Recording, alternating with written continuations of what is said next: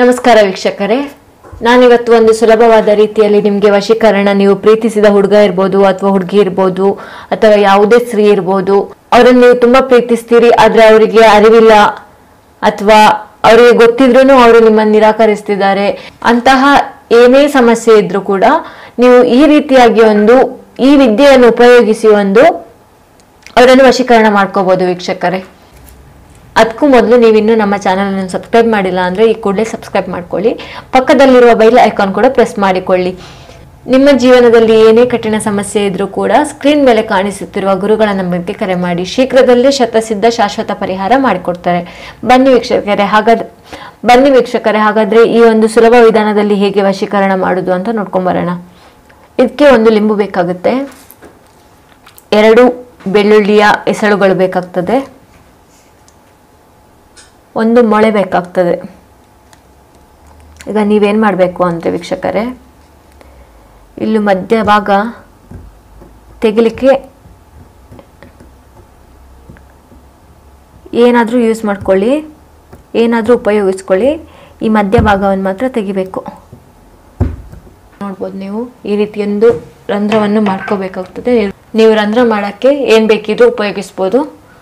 ರಂಧ್ರ ಮಾಡಿದ ನಂತರ ಏನು ಬೆಳ್ಳುಳ್ಳಿ ಇದೆಯಲ್ವಾ, ಅದರಲ್ಲಿ ನೀವು ನಿಮ್ಮ ಹೆಸರಿನ ಮೊದಲನೇ ಅಕ್ಷರ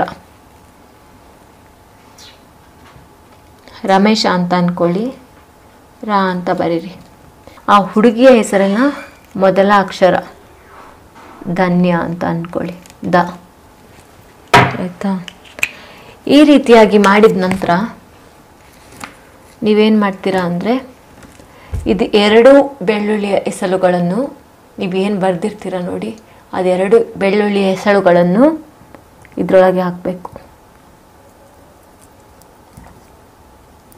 ಹಾಕಿದ ನಂತರ ಇದನ್ನು ತೆಗೆದಿರ್ತೀರಲ್ವಾ, ಅದನ್ನು ಹಾಗೆ ಮುಚ್ಚಿಬಿಡಿ. ಮುಚ್ಚಿಬಿಟ್ಟ ನಂತರ ಈ ರೀತಿಯಾಗಿ ಇಲ್ಲಿ ಮೊಳೆಯನ್ನು ಚುಚ್ಚಬೇಕು.